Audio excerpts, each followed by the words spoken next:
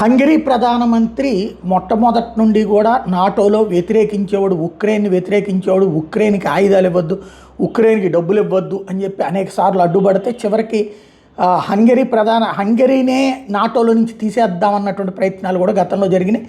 అయితే అదే అంత సులభం కాదు, ఆ దేశాలన్నీ కలిపి కుదర్చుకోవాలి. అట్లాంటి చోట్ల కొన్ని దేశాలు అడ్డుపట్టడం వల్ల ఆగిపోయింది. అప్పటికి కొన్ని ప్యాకేజీలు కూడా హంగరీకి కూడా ప్రకటించారు. చివరిలో కొంతవరకు ఎగ్జామ్షన్ ఇచ్చారు, అతను కూడా ఒప్పుకున్నాడు, అందువల్ల కొంత ఉక్రెయిన్కి వెళ్ళింది. బట్ పెద్ద ప్యాకేజీలు వెళ్ళనివ్వకుండా అడ్డుపడినటువంటి సందర్భం. ఇప్పుడు ఓ రకంగా చెప్పాలంటే నాటోలో ఉన్నటువంటి రష్యా అనుకూల వ్యక్తి Hungary prime minister Viktor Orban తాజాగా ఇప్పుడు నాటో వ్యవహారాలు అట్లాగే ఉక్రెయిన్ వ్యవహారం మీద సీరియస్గా స్పందించారు.